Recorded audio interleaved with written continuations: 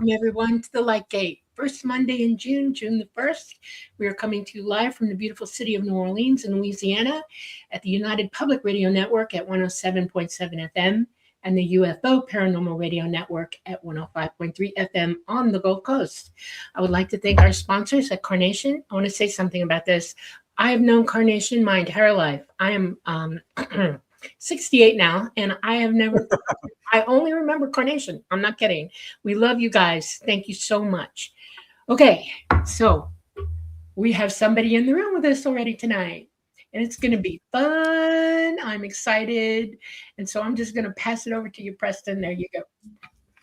All right. Thank you, Dolly. Thank you, everyone, for joining us for another episode of The Light Gate. So excited. We absolutely love that you could take time out on your Monday.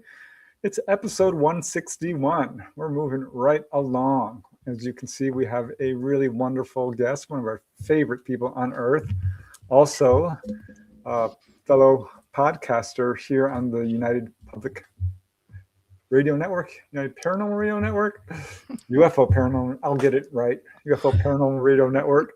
UPRN Talk Radio. Easier.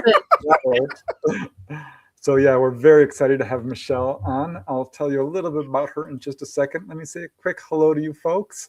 You might notice we have little baby chickens in the background. We just got 6 baby chicks where we are going to put in our hen house once they grow up just a little bit, but they're so tiny right now, they can't go outside. But you might hear a little bit of cheeping, and yeah, we've named them all. And all their names are Isabella. They're all called Isabella. Yes, so they all come at the same time. Yes. All right, well, let's see what we have here. Preston's idea, okay? Keeps it simple. I see a lot of lovely people in here already. So let me just say a very quick hello, and then we'll get to our guest. We have Teresa. Hello, Teresa. We have Cherise and Aussie Ange. And Tim Houston, quite a few people here. Nick, hello, Nick. Hello. We got Little Wave 2, who won the book giveaway last week. Yeah. It's in the mail, or it's wrapped up and ready to go. We're ready to go to the post office. Yeah, we have to wait till Monday. So congratulations, Little Wave. Okay. Yeah, we had 3 winners. Who else do we have here? Scarlet Fire, all you need is love. That's right. That is so true. Let's see. Michelle has been professionally and actively researching the unexplained and successfully working in media for the past 2 decades. Yes, she has. Yes, I have. Thank you for that. Okay. Oh, we have Louise. Louise, also one of the book winners. Thank you, Louise. That was so awesome to see you win, considering you're always here with us. So wonderful to see you. And we have Namaste of Endless Generosity. We love you so much, Namaste. Thank you so much for joining us. It's just so awesome to see you here. Who else do we have? The Owl Man. We've got Evan B. We have lots of people. SV Harkin and Z Sundragon and Nick Browning. This one sounds like it'll be great. Yes. Yeah. We always have fun with Michelle. She's, as she says, one of our frequent flyers. Yeah. Thank you. Ditto. That's right. So I stole that phrase from you. And you're welcome to it. Thank you. Hi, Lee. Lee is new here. Hello, Lee. She just befriended me today. And so hi. Glad to see you here. Glad you could make it. Yes. Lee says, so happy to be here with you all. Yes, we have a lovely family here. You guys are so awesome. Yep. Texas Cacti. Who else do we have here? There's quite a few people. I should probably just get started. But just a few more. Ethereal Encounters Unveiled. Caroline, hi. Another one of our favorite shows. Caroline, that's right. Caroline. We have Carl Supp and Punk Ass. Somehow I like to say that. We love you, actually. Thank you. Hello, Dottie. Thank you for joining us. We got Carl's up, and I best get started now. All right. You don't know Michelle Desrochers. I don't know where you've been because she is the best. She is an international public figure who has professionally and actively researched, I'm repeating here, successfully working for the past 2 decades, with her area of study focused primarily in the field of the obscure. She considers herself a student and is highly versed in many subject matters within her field. As an extraterrestrial experiencer, she has expanded her knowledge and studies to include ufology, alternative history, and other areas of what we call high strangeness. And she is a media consultant, often called upon to advise, create, and consult for television and other related media. She is the creator and producer and host of the very popular podcasts, The Outer Realm Radio and Beyond the Outer Realm, and has a vast knowledge of many topics, which leaves her with a diverse spectrum of creativity, which is beneficial in her work. She has a passion for the old world, ancient history, and architecture, to which she has always and continues to excel in. Combined with her love of travel, not only did it lead her on an incredible journey of exploration to the locations that she has always dreamed of visiting, but the locations that others have been denied access to. She's a student and explorer of all that would be deemed otherworldly, and she and Dolly have this really interesting, deep, and kind of bizarre connection. That's true. Fascinating. We have some bizarre relatives back there. Vlad the Impaler is one of them. And then there's other stuff on the English Isles and the Emerald Isles and the Scottish Isles, and a few others around the clock. So yeah, the block. I mean, And our birthdays all follow one another. I think that was amusing. no, Preston's the 6th, Weird enough. and I'm the 8th. Ding ding ding. Little. I know, it's funny. So funny. Yeah, well, my sister's the 2nd. My grandmother was the 4th. So That's hilarious. filling out the whole first. May babies. Yeah. All It's a right. bloody Well, cold winter that year for our families. You know. first of all, thank you, Michelle. I'm so Yes, glad you thank could you. join us. Thank We absolutely you. love your show, The Outer Realm, which airs Wednesday and Thursday evenings Thank from you. 9 to 11.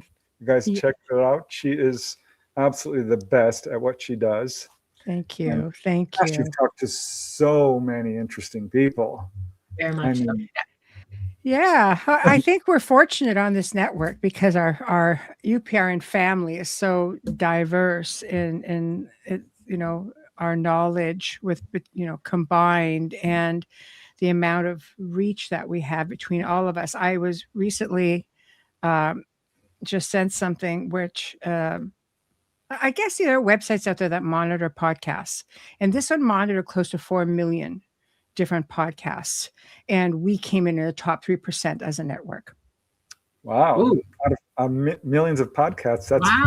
pretty darn good. That's Yeah. really darn good, and that's because our varied our listenership is primarily FM, due to our audio servers, which are all around the world, and we have access to that due to the FM side of things. So the podcast, well, we're a podcast division, but we never really know where we sit in comparison, to the FM.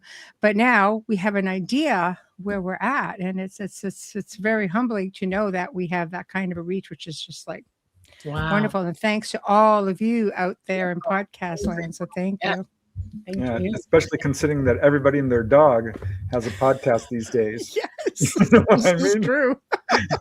It's true. It's funny. The pet videos, TikTok, and we're all sitting there going, how does a cat get all these listeners? We're just sitting there waiting. That's true. How does a cat get a podcast? Okay. Yeah, I've seen a few, but they're very good. they're, yes, they are. they're awfully cute. I have to admit that I watched Frog. There's a little guy in China. He's a frog. He dresses up like a frog. I don't know if any of you ever seen it, but Oh, that's hilarious. I watched. No, I but it watched- sounds like maybe I should be. So, Yeah, well, our little chickies now, they're going to have their own podcast as soon as they grow up a little bit, Oh, yeah. especially after being on the light gate tonight. right? So, Yeah, it's very cool. I mean, we're reaching Australia. We've got listeners all over Europe, Mhm. Canada, of course, yeah, South America. Maybe to Russia That's as well. amazing. We've heard from people in Russia to tell us they hear us. Russia, China, Sweden. Bulgaria. Yep. We're Yeah. everywhere. And I'm Yeah, working really everywhere. hard to put subtitles on every single Lightgate show. Yeah. So I'm getting a huge audience in Russia and Estonia, and people Yeah. are writing from Azerbaijan. I had to look that up. That's great. Where that I'm is. asked to do that. I'm not that tech savvy. I have no clue how to do that. And I get No, I people can being show mad you. at me. Why don't we have closed caption? Because I think it's auto generated. Like, why don't we have subtitles? I don't know. I still will help you. Yeah, there's a way to do it so it works automatically for those who are hearing impaired. Right. Just look it up on YouTube. But I I'm have. doing it so It it's. says auto generated. No. Not You if can you're watch like it right on the Took screen. me a while to figure it out. I know. Oh God, that's great. You watched about 8 tutorials, and screamed a lot at the computer for a while and probably got it. Yeah. I'll have to look on YouTube That's to just figure out how to put closed caption on YouTube. Right. Scarlet's Yeah. Fire has seen the frogs. I've seen the frog. Scarlett. It's a good show, right? Yeah. And Duchess has a podcast. Yeah, poor Duchess. Y'all don't know this, but Friday night, Preston and I spent the night in the emergency vet with her. She went under our new porch and got nailed by a copperhead twice. And we were two unbelievably shook parents for a while. And but she's okay. She's all right. She's mending up and she's taking her medicine and she's eating and drinking and doing good. And we're thankful, So y'all be careful where your dog goes at night. Especially if you live very in good wet. spirits. Yeah. Even though her face was swollen out to here, she's wagging her tail and looking up at us. Right. Oh, gosh. Oh, baby. Amazing. Yeah. We love our babies. One of her adventures, many adventures. So there's a lot going on these days in the paranormal and UFO field, especially the UFO field. It's really just changing daily. So I'm wondering, did you get a chance to see the Bob Lazar film, S2? I have not. I don't have the opportunity S4?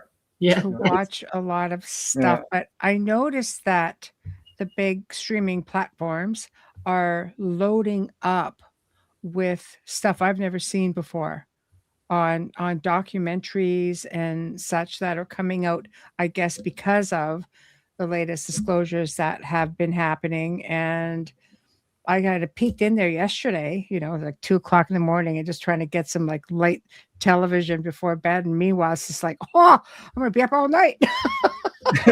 Right. Yeah. So it's different. There's a lot of attention to it. I can't keep up because there was these recent two, I'll put this in quote, disclosures, file releases from our government.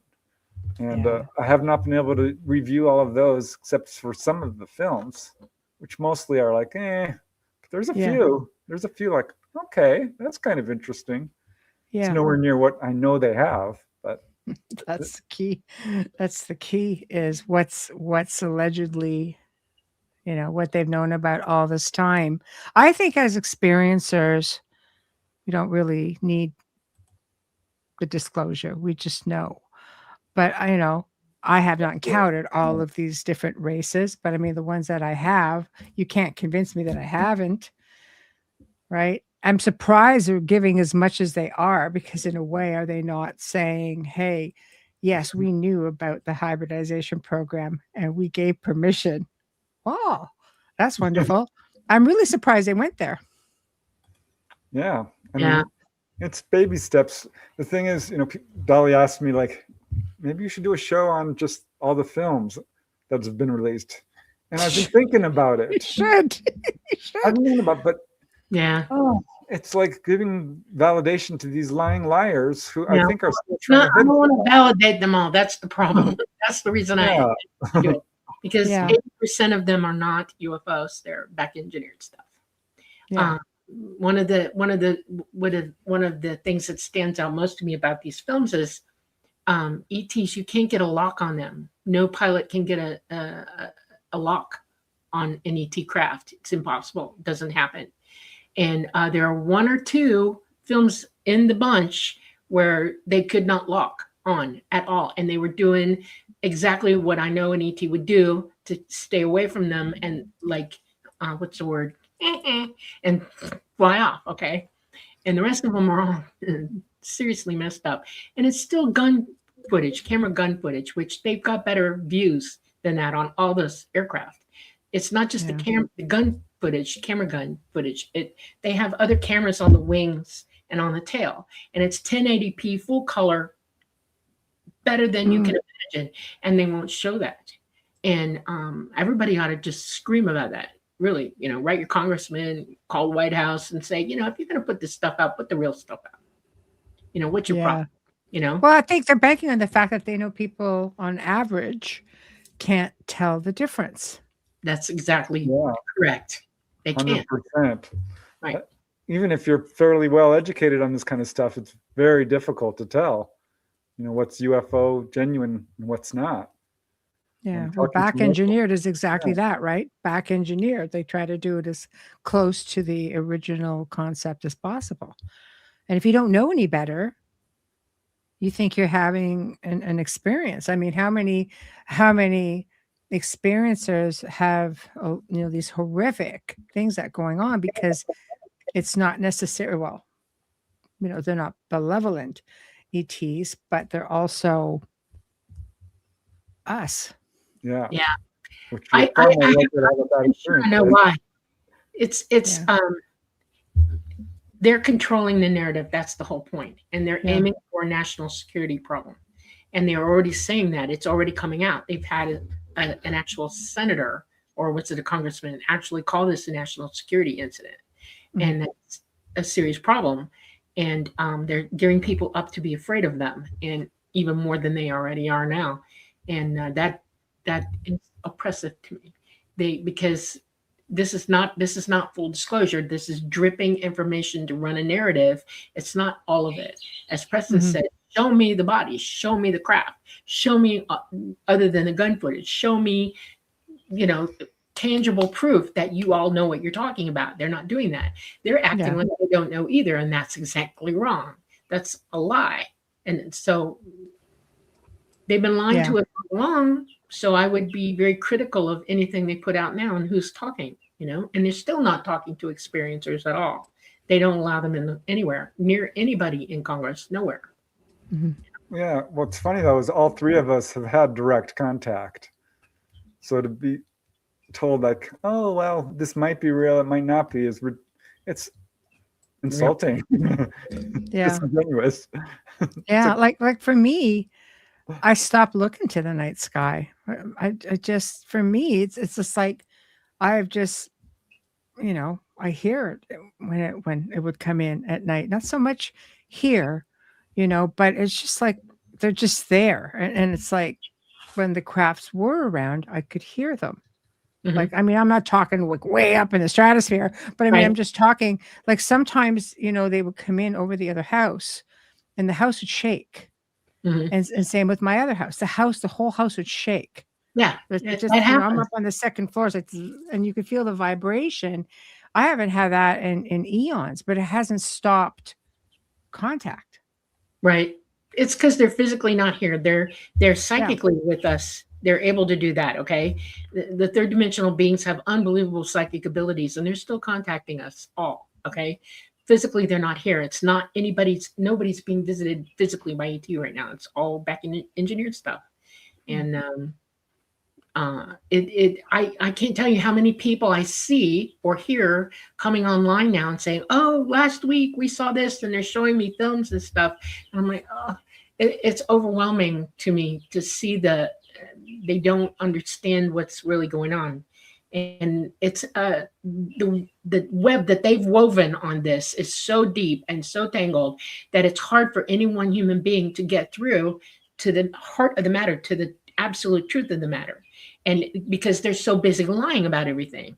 And it's almost like, well, this is why it's so important to bring in the whole discussion about the paranormal too, and psychic abilities and these sort of things, because I'm moving more towards that these days, studying astral projection and remote viewing and these kinds of things.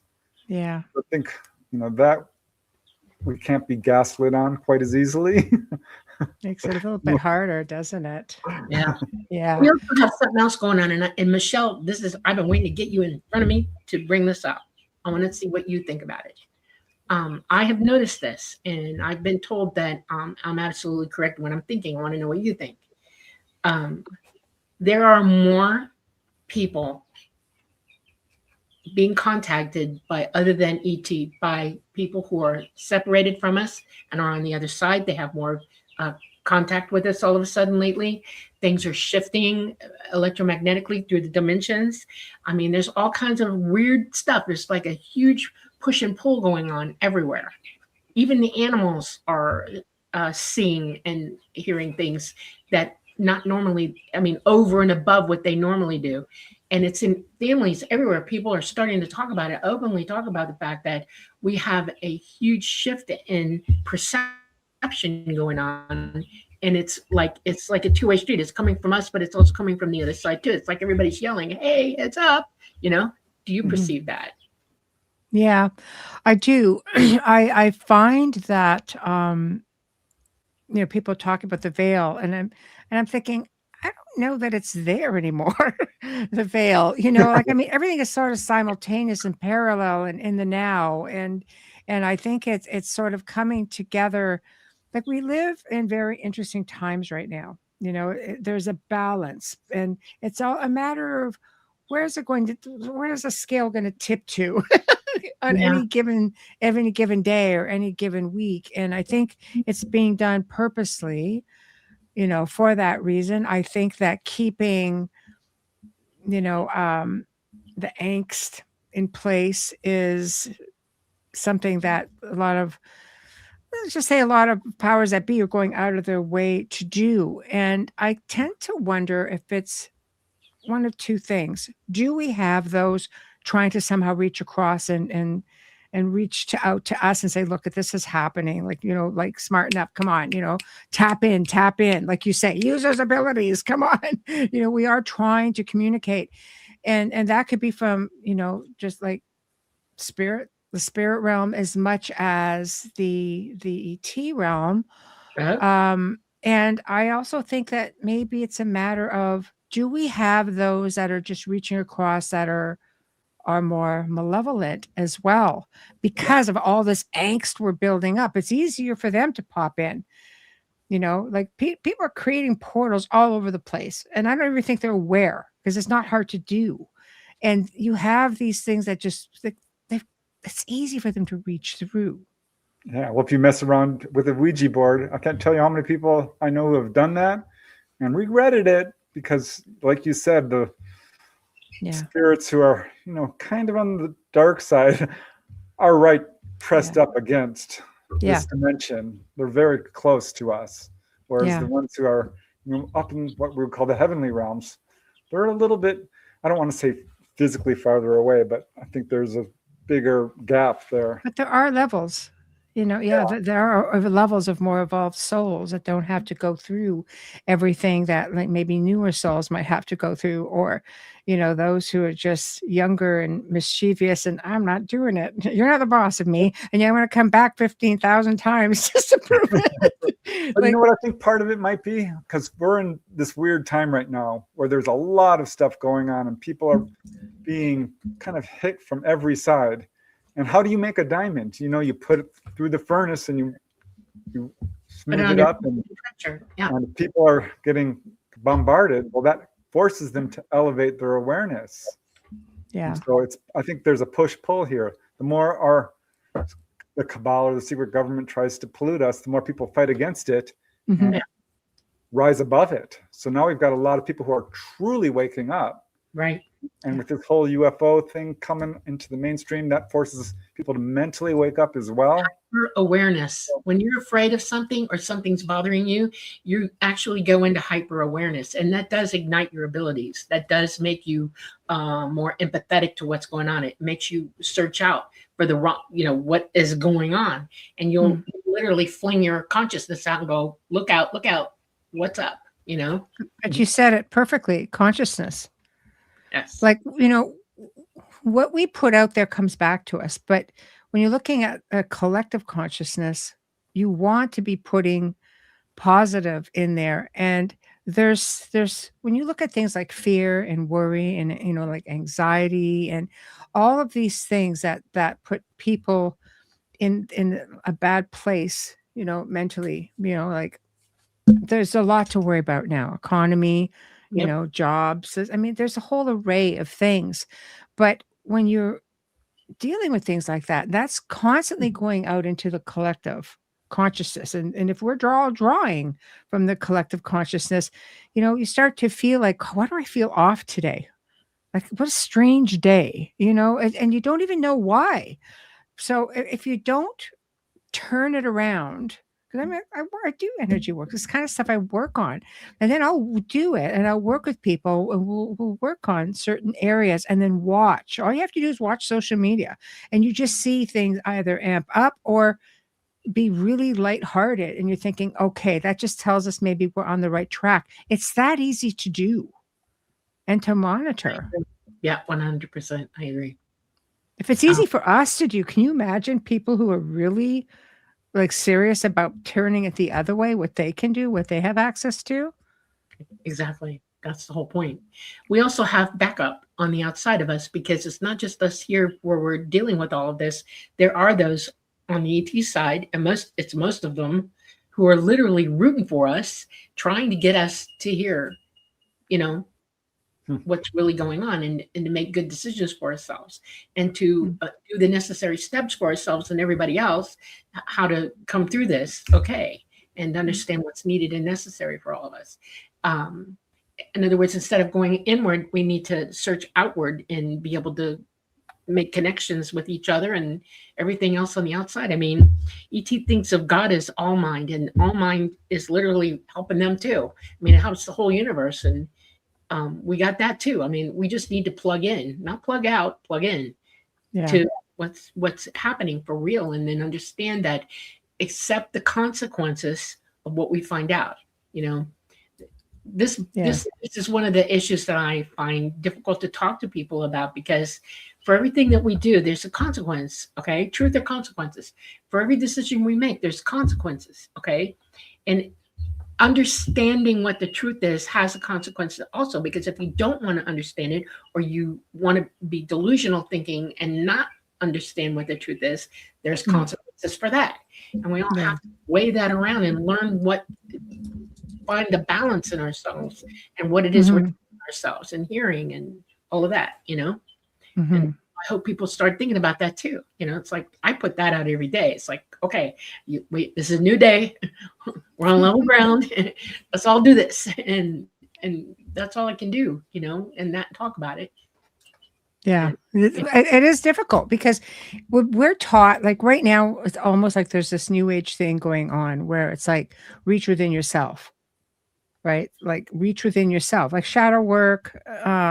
People trying to get better, but they have to like face your demons, like things like that. There's a lot of psychologists out there who are just like, okay, helping, or therapists, counselors, trying to get people to work on themselves. And it's a really big movement right now. Like, it's people are finally getting it, I think. And I think it's like hard to do maybe two things at one time, like look outward.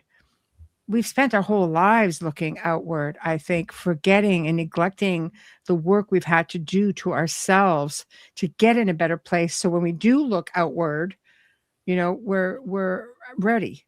We're ready for whatever comes in. That's as important to look inward, which makes me curious, because you've done a lot of work with people who are dealing with spirits and hauntings of all kinds.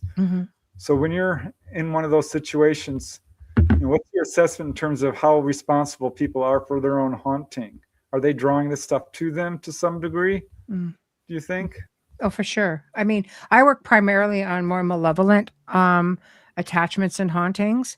It's just something that I seemed to have a knack for, and I just stayed with it, because a lot of researchers didn't really want to do them, because they can be time consuming. I've had some go years working with families, months at the very least. But I think the shortest one I ever did was probably 3 to 4 months, because you're working with mindset as well. I'm not a counselor, so I'm working with psychologists and psychiatrists, and I'm needing to get permission from doctors and psychiatrists to work with people, because it's exactly like you say, Preston. There's things that sometimes it's wrong place, wrong time. you just move into a place, or you're at a haunted location, and or you're just Ouija board. I look at things like the Ouija board, phone apps, voice recorders, pendulums, ghost boxes, you name it. If you are extending an invitation to communicate with something, you are asking for that communication. Doesn't matter how you get it. These are just tools. The rest comes through mindset and your initiation of communication. So what happens is there's always what I call the bottom dwellers are always more than willing to come in and do that for you. Oh, I'll give you a good chat. And before you know it, you've been tricked into an invitation. Even more so, like kids are really notorious for that because they don't know. They think they're talking to a child, or, well, I've seen very seasoned mediums sort of fall into the same thing. So I mean, it can happen to anyone.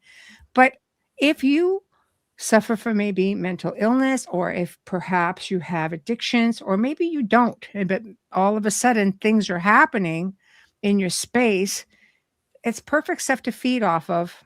And it's like, what came first, the chicken or the egg?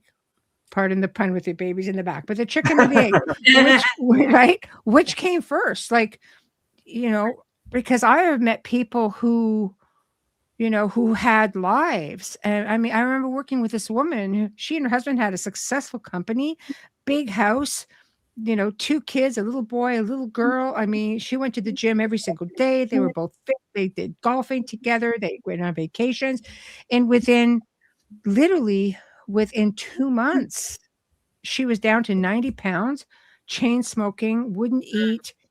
Oh my God. Not thinking, complete psychosis, and she was under the care of 2 physicians. I always kind of say, if you can have an assessment done, 2 would be awesome. They're like, we're 1 step ahead of you.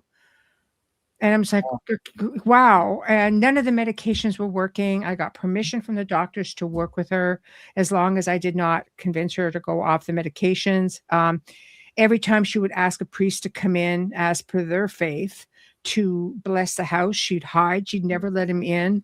It was crazy. So, because psychosis is that big one, but then you're getting into, psychokinesis, projection of energy. Like, there's a lot of scientific reasons for why things happen as well. But if you open a door, careful what you wish for. And it happens a lot even to people who are grieving, because they so desperately want to communicate with their loved one that any communication, they're not thinking about their state of mind. And you shouldn't have to, dang it. You should be able to grieve and look for those really beautiful signs that our loved ones leave behind us. But there's always something there, waiting on an average that is willing to give you whatever you want. So, I mean, that probably answered your question in some. Yeah. Yeah, because I've noticed that pattern. Sure, you can move into a haunted house, but there are people who move into haunted houses and they're just fine and there's no activity. But if a person is depressed, or they're doing things that they shouldn't be doing in terms of crime or drugs, or they're very into the Ouija board or whatever, I mean, there's a whole different number of ways that you can basically bear some of the culpability for causing a haunting. Absolutely. And that spirit will take advantage of a person who is vulnerable. Absolutely. So, absolutely. But not all. I mean, there was a case I just looked into. This is interesting, I think, for both of you, certainly for me, because this involved an Australian couple who was very into spirituality and meditation and regularly used a Ouija board, and it will give them correct answers. They saw this UFO flying over their house regularly. What was really interesting is they found out about it because the radio would fuzz up. They were watching their favorite old radio show and suddenly it would go off the air and they're like, what the heck is going on? And after like a bunch of times of this, they finally went outside to see if there was anything there. There was this UFO flying by, and it flew by every, so often at the same time. So they pulled out the Ouija board and like, who are you? Can we reach out to you? And they said, oh yeah, we are the sky people. I'm like, we want to meet you. And they said, no, we're much too big. We might frighten you. We're very large. And they refused to meet with the couple. But the couple kept asking. And finally, they're like, okay, go to the lake by your house. And after a couple of attempts, they did. They saw this 8-foot tall being, which was kind of shadowy looking. So I wondered about it, but then they saw it again, and it kind of helped them out during the storm. So it ended up being a very benevolent thing.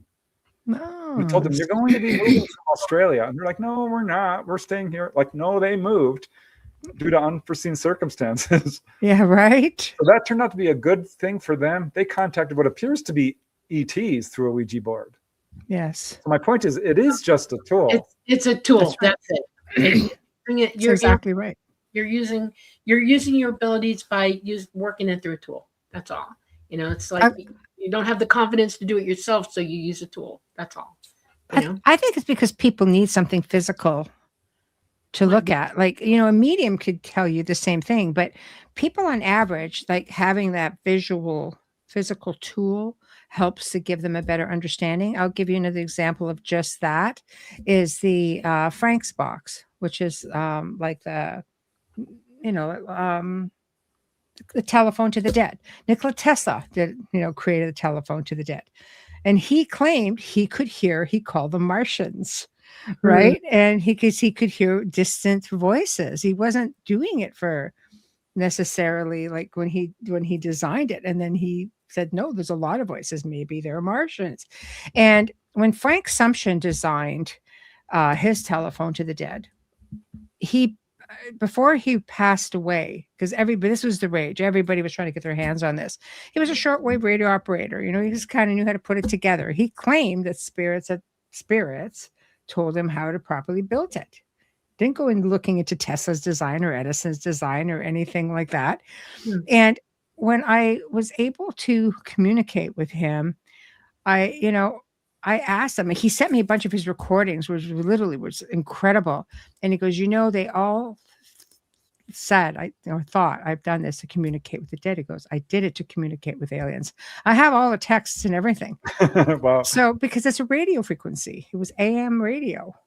I have one of his original boxes here that I was gifted with. That he was talking to ETs. You realize that, right?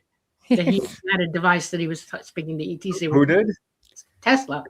Yeah. Well, they claimed he was Venusian. That's in the FBI and the FBI vaults. Yeah, the FBI vaults. It got all this stuff blacked out, and it said something along the lines of "Baby Nikola." Okay, and I'm only putting it out there because it's in the FBI vaults. I thought it made an interesting conversation, if anything.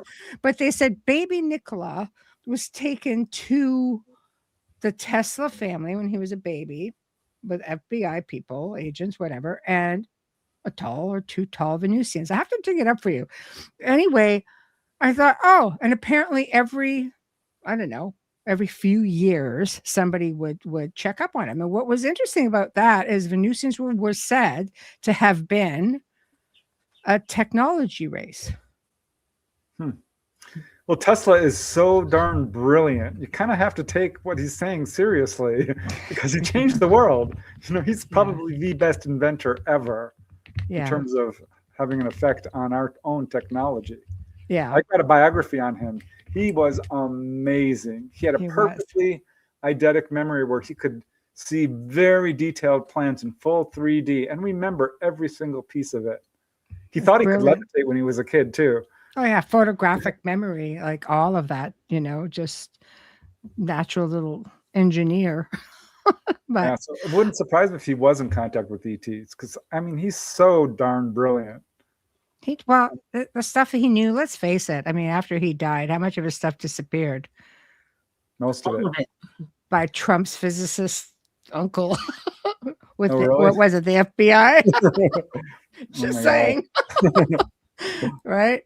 So but time travel to Trump. It's just another fun story, I do find them very, very, very interesting. But it was a peculiar thing to find on that website.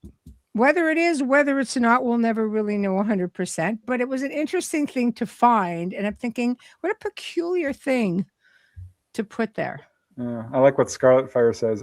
Albert Einstein was once asked, how does it feel to be the smartest man alive? And he responded, I don't know. You'll have to ask Nikola Tesla. See? There we go. Yeah, That's there a we good go. one. But I love that he thought when he designed this that he really thought that he was. He goes, because I think I think they're Martians. This is what they called them back then, Martians, right? Because I don't think they. I mean, when did they coin extraterrestrial or ET? Like Martians was pretty much back in that time period. Yeah, The well, we little thought green men, the that's where they were Martians. coming ET from. phone home. That's when it got coined. ET phone home. Yes, there we go. Yeah. Yeah. Probably right. Yeah, but in the 40s, 50s, and 60s, They were we Martians. had no idea what was really out there. Yeah. It wasn't until the space race really began that people look Yeah. at Percival Lowell and the canals on Mars. Yeah. People seriously considered that Mars was inhabited. They did. But So- that was because it was television, right? Or what was it? What was the radio show that was so popular when they did the version like The Day the Earth Stood Still or something? Oh, where they War were- of the Worlds. War of the Worlds, Right. yeah. Yeah. I mean, that's what they were listening to way back even before television. Yeah, radio is still popular. Yeah. Yeah. Especially know, if you're at work at your office and you can't really watch TV. Have the Exactly. radio on. Exactly. Radio, yeah. But that was our conditioning going back like way, way back, right? It's just that's something your grandparents listened to and then your parents, and then you wonder why, like, we're all messed up. So it's like, okay, Yeah. wonder why we had that natural fear. Yeah. Yet as kids, I don't recall having fears now when I think back to all of that. I used to search, like I used to always go out and look in the night sky because we didn't have satellites or anything back there. Maybe one, which belonged to the United States military, I think. And you could see them just zipping across it. There wasn't anything, back in the early 70s. Like I'm 7 and I'm looking up at the night sky, just waiting. My mom says it's ridiculous. She'd sit up there for hours, even in the winter. Yeah, now you can go outside and you'll probably see a satellite if you're in an area where there's not a whole lot of light pollution. No, I 'Cause probably you see all see a kinds of map. satellites. If you see a map of the Earth and how many satellites there are, it's like crawling Now, with ants. They have whole new ranges where they're at now. They're closer. They're flying them a little bit closer to the Earth now. They're keeping them closer to home because there's so much debris up higher where the TSS is. Anyways, they have 3 levels. Yeah, they have 3 levels now that they're at. Some are at the furthermost limit, some are in the mid range, and some of them are really low. Skylink is really low. They're flying all this. That's what people mostly see nowadays. They say, "Oh, we saw a whole train of them go by," and it's like, "Yep, that would be I have Skylink." yet to see Starlink. I have yet to see it. Oh, I've seen them. You could see it's like a chain of them. Yeah. Yeah. Like And between that's- 6 and 8 in a row. Come out in time to see them. They're already gone by the time. Yeah, they're Exactly. pretty low. Yeah. They also fly in formations too. Some of them fly in triangle formations, some of them fly in rectangle formations, and some of them fly in slash formations. It's just depends on which ones they are. They group them around differently. Yeah. They're definitely much newer. And So, Michelle, are you currently working with any haunting things going on right now? Oh, no, I'm taking care of just people that I love and, just tapping in, making sure everything's okay, doing it that way. I'm too busy. I'm working on another series with someone, just, trying to, again, consult. The network. I'm reading 2 books a week. It's ridiculous. holy cow! No. Wow. I know. With just my emails. So I apologize to all of you out there who I haven't responded to Yeah. right Yeah. now. Because I can't keep up. No, but there's only so many hours in a day, and just prepping for 3 shows a week, and every other week is 4. But that's going to be just replays after that for the summer for the True Real Cryptid Legends. So that's going to ease up a little bit, but 3 shows a week is it's a lot to prep for. Especially when books are involved, because I do read them. People are like, you actually read the book? But yes, I read the book. Of course I read the book. Am I supposed to?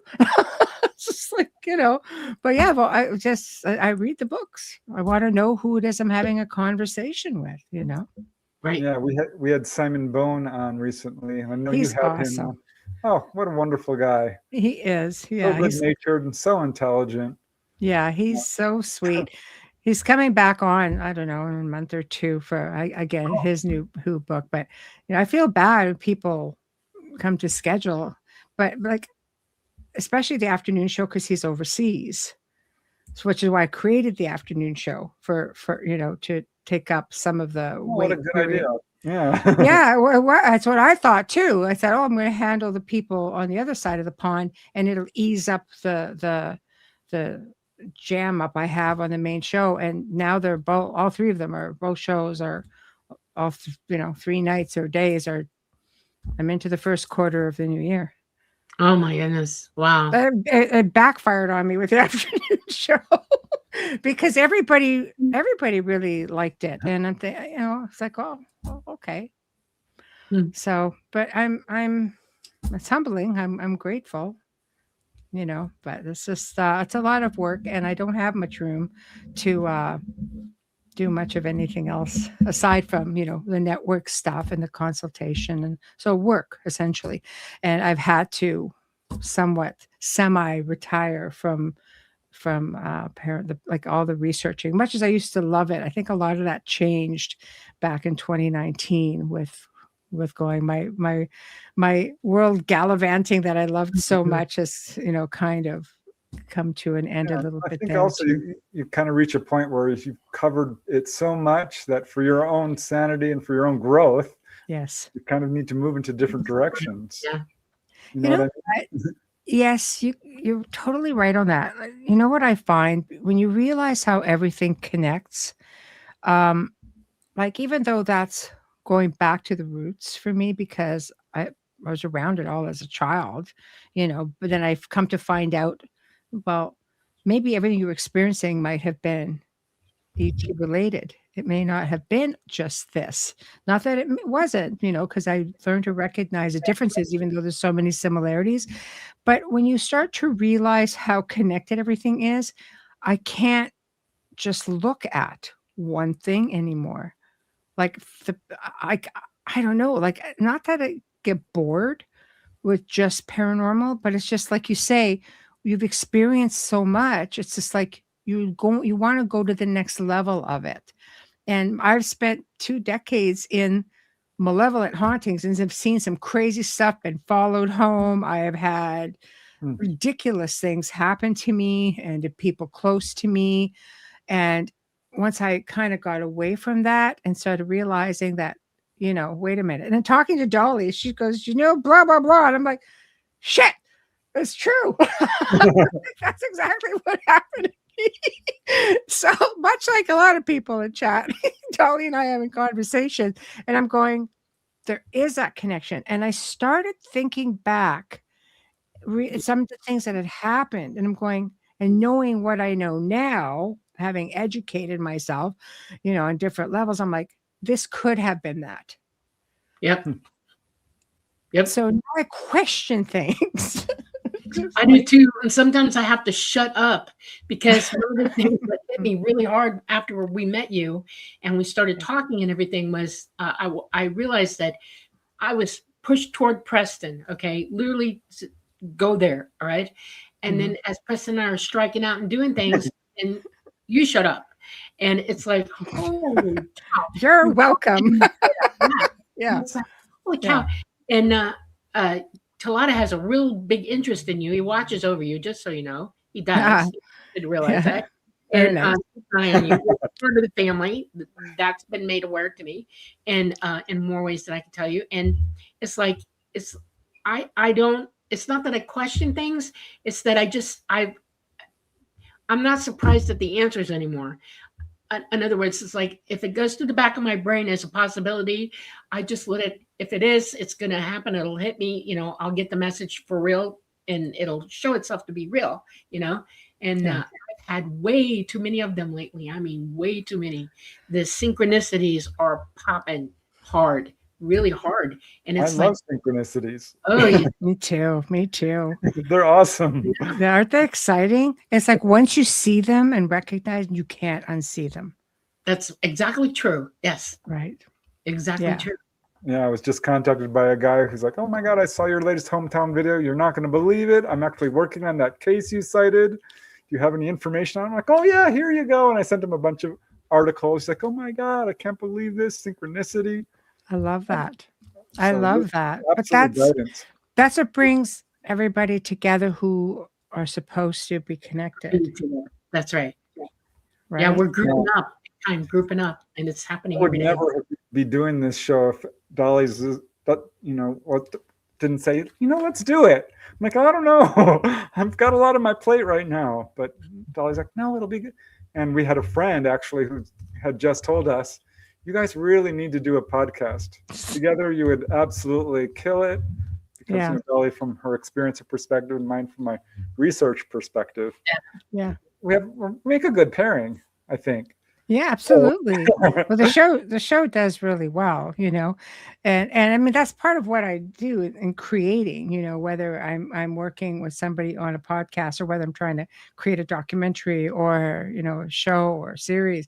It's like I like to think, obviously people come to me because I have an idea what will work and what won't work. And I never had a doubt that this wouldn't work. Right. Yeah. And it's working. So, All the little chicks are as close to the camera as they can get. That's funny. They're all huddled in the corner there. Maybe it's just on me.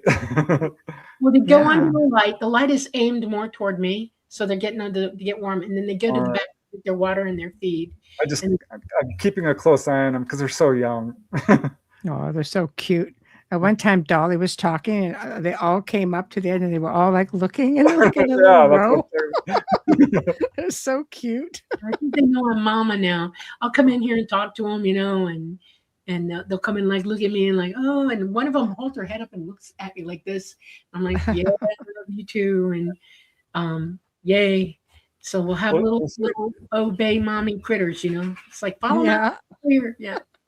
Here's a story I wanted to share, which is kind of a tangent, but it's really cool because, as you know, I really love the OBEs, and I'm working hard on them and always having amazing experiences. I'm going to do a sequel on my first book on the subject. Well, years ago, gosh, it must have been 4 or 5 or more years ago, I was in my house in Reseda, Southern California, watching TV. And suddenly I heard someone pound on the floor in front of me. And of course, I live alone at that time. There's nobody there. And then it happened again. So I'm standing up at this point, like, what the heck? Because when someone pounds on the floor, it's a distinctive sound. And I'm like, well, I don't know what that is. And so Dolly calls me, I think it was later that night, and says, oh, did you hear anything? I'm like, what do you mean? Did you hear anything in your house? And now I'm kind of used to Dolly's saying stuff like this because, she's can remote view pretty darn good. I'm like, well, yeah, actually I did. She's like, you didn't see anything. I'm like, no. And it was Dolly. She was OBEing or remote viewing. I don't know. It was OBE. That's the only way. It have to be OBE. It can't do it remote view. And she stomped on my floor. Trying to get you to look at me. Yeah. And this is something that's really difficult to do when you're OBE. It's almost impossible to affect the environment physically unless you're pretty advanced at it. Yeah. So the other day, I'm like, oh my gosh, I'm feeling the feeling. And I slid out of my body. I'm like, yay. And now I've learned, okay, just stop, meditate, and gather your strength, your awareness, and center yourself. Because usually I'm just and I'm all over the place. Scattered. So I did that, and I started to feel a whole lot of energy and awareness come into me. And I walked out into the living room. I'm like, wow, I am fully here. This is awesome.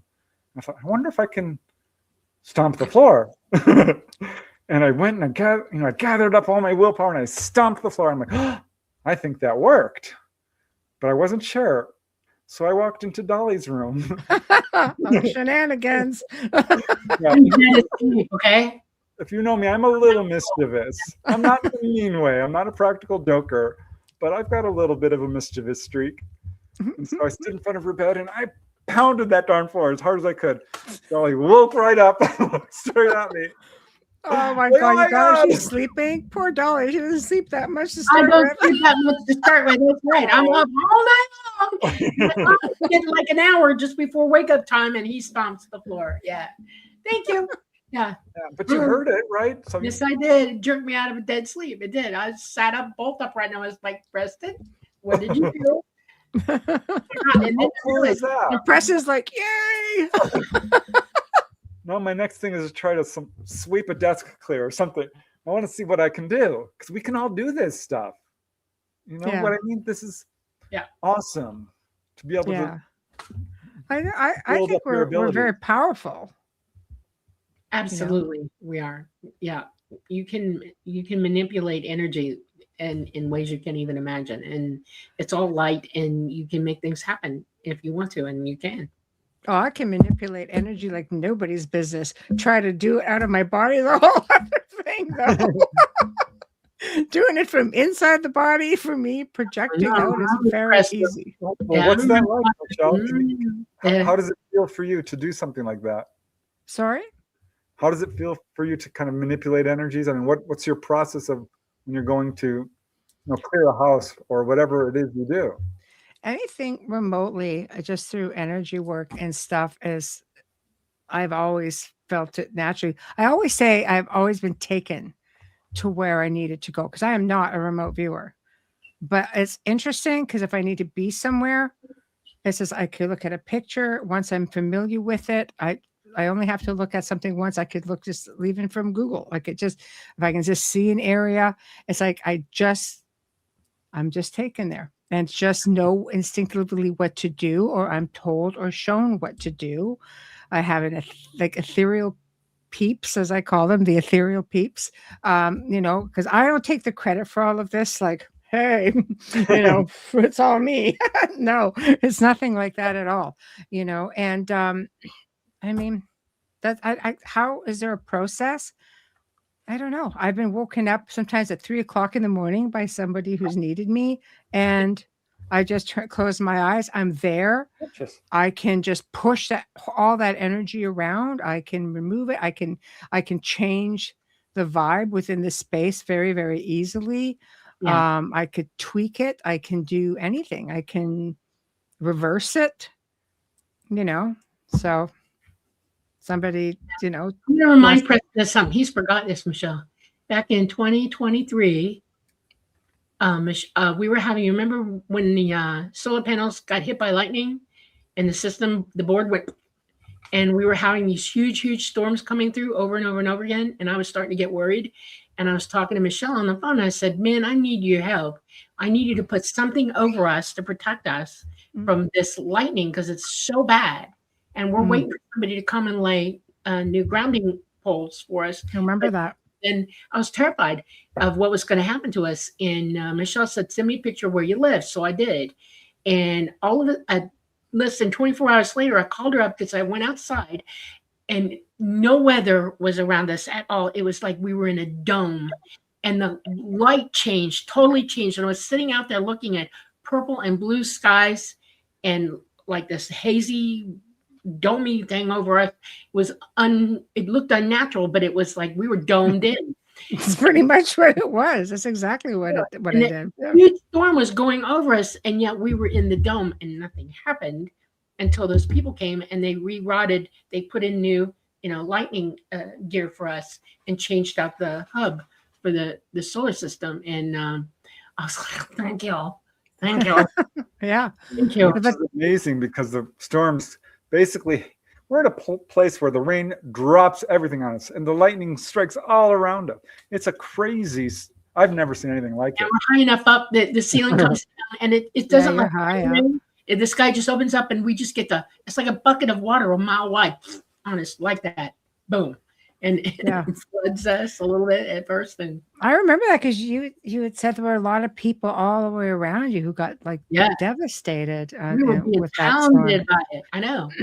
Yeah. It was horrible. I mean, it struck us 3 times, struck a tree, knocked it down, and then hit our array. And I was like, oh, Dolly This doesn't can't- like lightning. She was struck as a kid. Oh God, that answers a lot of questions right there.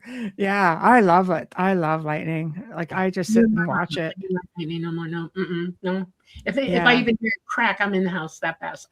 And sometimes when it's really bad, I go get in the closet. I just nope, not playing.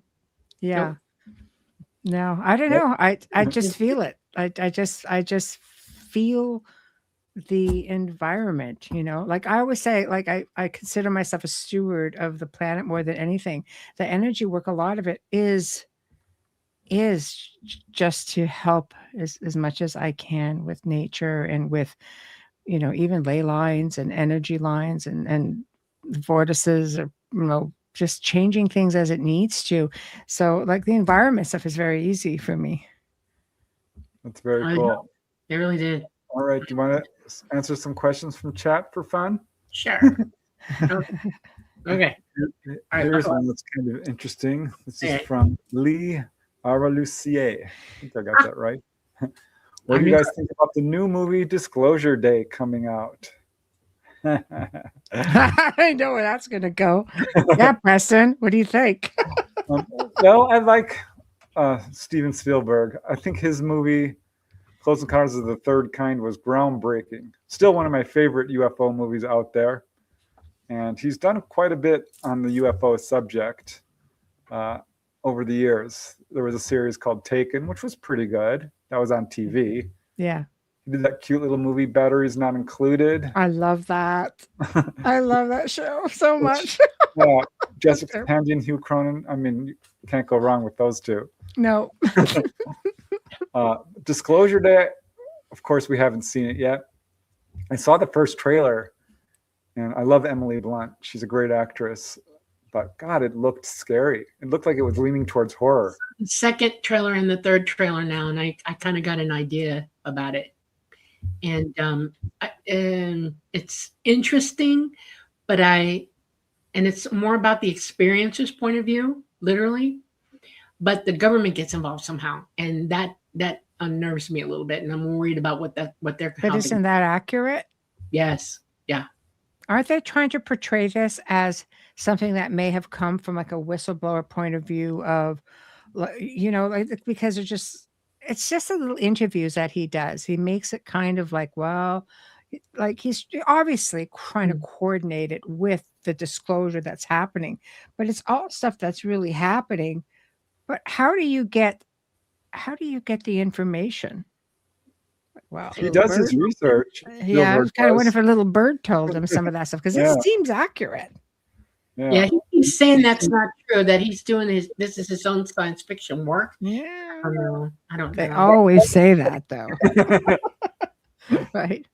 They always say that. As long as they don't portray the ETs as, you know, possessing people or something nefarious, I think I'll be okay with it. But what can we say until we see the movie?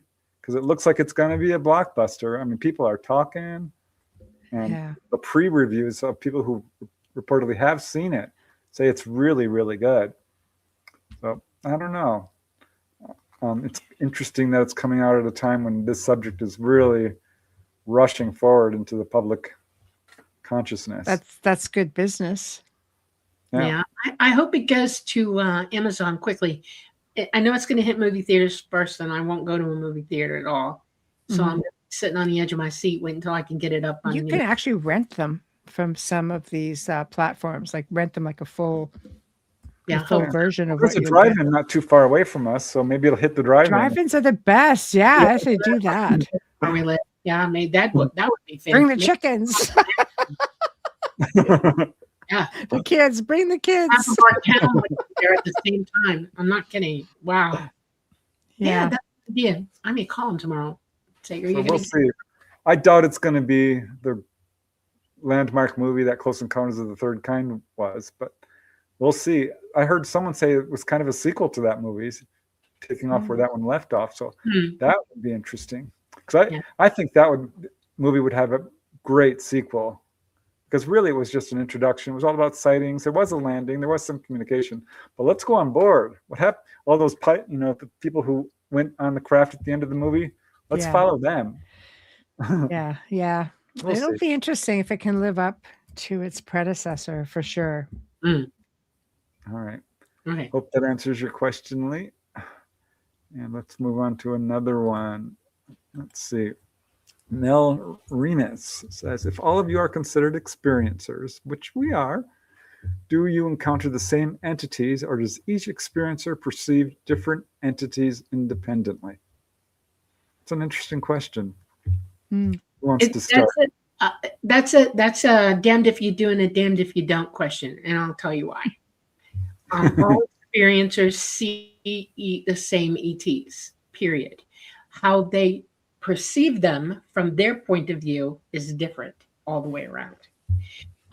So, I mean, what I see is what I'm capable of understanding and seeing. What this person sees is what they're seeing from their perspective. It's all perspective. And unless you've had a lot of very conscious contact, in other words, that you're remembering it right out.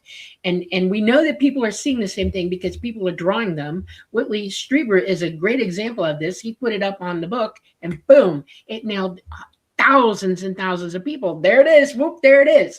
So yeah, we're all seeing the same things, but we talk about it differently because we're expressing ourselves and how we understand it differently. That's the answer. Yeah, I mean, I would echo that, I think, because, yeah, we see different descriptions of ETs, from grays and human looking and tall whites and little blue beings and praying mantis, all humanoid. And I do think that we're dealing with what is essentially the same species, because this is what contactees have been told, that we all share a common ancestry. And people do perceive things so differently. It's amazing, because I've interviewed people who are at the same place, saw the same sighting, and they give completely different descriptions. I mean, one guy, he was just, finally he says, I just can't tell you. I was too scared. I hid under the house.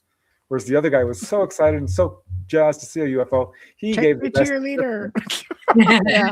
Amazing. And I really leaned on his testimony, because he was able to perceive it not through the lens of fear. Fear is a very difficult thing for people to see past. So people can have the same exact encounter, and they will even describe the ETs differently. It had evil eyes. It had no feeling. It was staring at me. It was evil. And the other was like, that's, that your fear. wasn't how I felt about it. Yeah, that's your fear. Exactly. I think that our beliefs, our emotions play a really big role in how we perceive things. But your conditioning as well, I think, it depends on when it happens to you. Like, I can think back now to when I was young, but I didn't see that for a long time until I started like having having things happen again, and they'd been happening. But when I said, okay, I think I'm ready now, it started happening on a different level.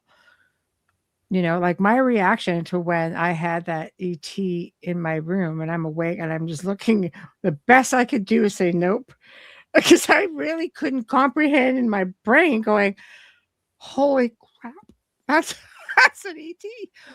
And I mean, I'm just like, no.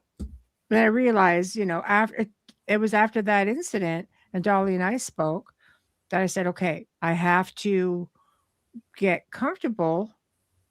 And I realized it was very respectful. She goes, no, a good one will be respectful, because when I went, nope, just like that, like I'm thinking out loud, nope. And I just kind of rolled over the other way going, nuh-uh, and then I looked back like this and it was gone. And I went, that was respectful. It went to my fear or my uncomfortable space. And then that was it. And it was just like, okay. And I realized, like, I think back to some of the things I did. I had this happen to me when I had some really nasty entities talk to me on the phone. And I'm thinking, that's seriously the best I could come up with. And I think I said something along the lines of, like, you're a potty mouth, because I was being called the C word. And both of those incidents with the gray and with that, I'm thinking it's the freaking best I could come up with, like off the cuff, just like thinking out loud of what's in my brain as a reaction. And now I think how would you have handled it now that you're aware of the situation? How, if it happened to me now, I mean, I've had different things happen to me since the encounter in the room. And being I was fully awake, it's not like I was even startled up. I just did not expect it. And that was a flight or fight, or fight or flight, whatever the case may be, reaction. It was a knee-jerk reaction. And how would I react now? I would be like, okay. Because I mean, they were in the upstairs of our house. We closed off the whole upstairs. We weren't using it. Thinking, I don't care. Have at her. I don't even care. And you could hear them. Yeah, you know, and so the comfort level changed. So I think it's like you say, like the fear was basically very much took control of that whole situation. Yep. Yeah. For me, in that I hear moment. that a lot. In fact, I'm looking into a case I'm probably going to present on my next YouTube video, where a guy and his wife were walking along a beach and saw an ET walking towards them.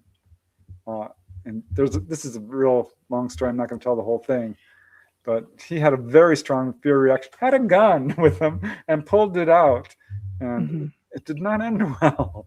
Yeah. I'll say that. But he says, you know, they absolutely showed no signs of aggression. And if I saw them again, I would not react that way. I hope I get a second chance. It's this hard. is a guy who's very well known. He's a very famous and successful attorney. Wow. I think Brazil. Yeah. So what a great witness. So glad he went public. Yeah. I want to bring a question up. I want to bring a statement up. We need to address it. Okay, I'm not going to let this one fly. All right, you ready? Is it okay with you both? Yes? Okay. All right. Preston insists to lump all ET races into one benevolent group. However, some are not. Many abductees never come back. What's done to their bodies sometimes, and especially women, is immoral, illegal. These are facts? No, they are not facts. You are being lied to. What those things that you're hearing are misinformation and disinformation 100%. What I can tell you in answer to this is that every person that you speak to who's had a ET contact, fear does happen to a lot of people, but when you walk them through it and you get them to relive it with you and let them see for themselves without the fear coloring how they're responding to it, they suddenly the light bulb goes off and they go, oh, wait a minute. I think I overreacted. 90% of ET contactees are in this group where it's fearsome at first. These body mutilations and things like that, that is 100% misinformation and disinformation. That is MILABing, military industrial laboratory testing on human beings. And they do it. They are prevalent at it. And I'm telling you, it's a big number, more than you understand. That's the truth. If you want to know the truth about this without gossip, this is what the channel you come to. And I'm going to be dead up honest with you. I'm going to be wholly honest with you. This is not true. And I want you to do some more research yourself about what Preston says and what I say, because you need to talk to contactees personally, one-on-one, mano-a-mano, and talk with them about it. And you will see the difference between a true contactee and a MILAB. And MILABs are prevalent in our country and around the world. And see what you come up with. Okay. Yeah. Well, wait, I get to address it because you're talking about me. Go ot. First of all, you know, thanks for listening, and you know, absolutely, I think it's important we address these kinds of questions. I have never insisted that all ETs are benevolent. What I am doing is presenting cases objectively. I put the facts out there, and let you guys make up your own minds. And I can tell you with absolute certainty, having studied especially on-board cases, that I'm very encouraged about the series of events that take place. Because what we do see is people being physically examined. And yeah, instruments come down, and this is very scary. And this is when people do have the most fear. And occasionally they do feel pain. I would not call these experimentations, because I don't think we have good evidence for that. It's more akin to a checkup. So some people might have unpleasant procedures. I've had a number of people describe a needle coming down towards their eyeball. That is not fun by any means. And that can be perceived as absolutely evil. But I don't think that's what's going on here. Yeah, I want to say something about the eyeball thing. Do you realize how many human beings by their own doctors on this planet get a needle in their eyeball? It's a lot. I'm one of them. I've had it twice, and my poor doctor's only 4'12", and I'm 5'8", and I probably outweigh him by 40 pounds. And he has to give me Valium to stop me from grabbing him by the throat. Okay, because it's a natural human response to the needle in the eye. It didn't hurt me. It wasn't horrific or anything, but I needed to be calm, and not everybody's calm for this. So you have to understand that we do things like that here too for medical reasons. And if they're checking you for a medical reason, it's a medical reason. That's what is going on here. This is not me speculating. This is not me putting forth an opinion. This is me telling you what people are reporting. And I can tell you I wrote a book of 300 healing cases, but it's double that now. And what I don't see is outright sadistic behavior with ETs going, stab, stab, stab, stab, like we have so much here on Earth. That is not what's happening when people are taken on board. And often at this point, people are in such fear that that's all they remember. They have missing time, and they have to work through their own trauma, which comes through as nightmares and anxiety and PTSD and fear of intruders. It's not all puppies and rainbows. It is not. And I've never said it was. And so there are a number of people I've interviewed, and you can read their accounts in my books, who do not like ETs and do not think they are nice. And I put that forth because it's their story, and I'm not going to gaslight them. And if you go to my YouTube channel, you will see a bunch of stories like this. But having interviewed several hundred people who have these kinds of experiences, if they have more than one, it gets better. And to the point where they wake up, and this is when they start to realize, okay, ETs are not trying to hurt me. They're not sadistic. We have a tendency to look at people who are different from us and doing things that we don't understand as evil or dangerous. And ETs are trying so hard to get this idea across that, no, we're not here to hurt you. It's the first thing they say. Do I think they're benevolent? By and large, I do.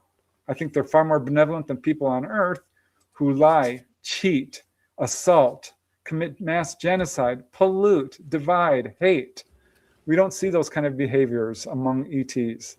And let me just wrap this up, because this is a very controversial issue. I've talked to a lot of people who have a real difficult time with contact, because at some point they start to wake up to this, like, well, I think I did choose this.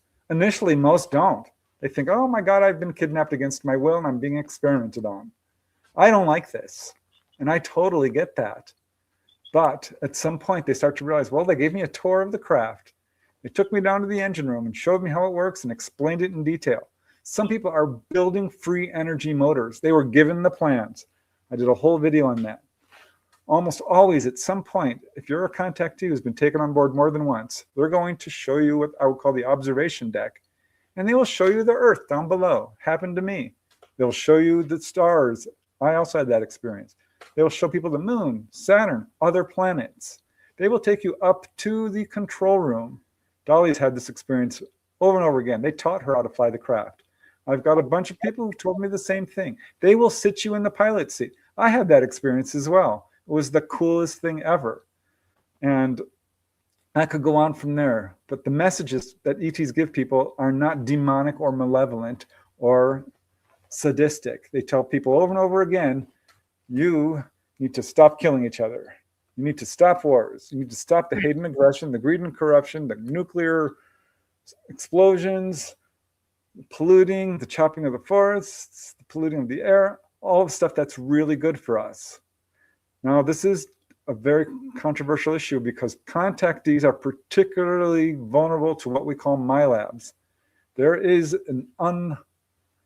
a force out there of government folks who, with an unlimited budget, who are putting forth a very carefully orchestrated disinformation campaign and vigorously, literally abducting people and conducting horrific experiments on them. Those are the stories I've gotten, which I'm like, this is bad. I don't think those are ETs. But please do take a look at my research and you will see I've tried as hard as I can to be objective. I'm not putting forth my opinions. And people often say, why do you keep yourself out of it? We want to know what you think. My first goal is to present the data so you can make up your own mind. Right. Okay. I could talk for an hour on this, but that was an important point. It's your show. So I hope you understand my position go on, but I appreciate you definitely, because this is a common complaint. Yeah. Not to I mean, mention, Michelle, it's not easy when you suddenly see a gray in your room. You're like, get out. This is my, I'm supposed to feel safe here. What are you doing in my bedroom? Well, I think that's exactly right. It's your bedroom. It's the place where you're supposed to feel, we're conditioned that we're supposed to feel safe in that space. When you're getting ready to go to bed, or if they're coming while you're asleep, it's your vulnerable time. Right. Like I wasn't asleep yet.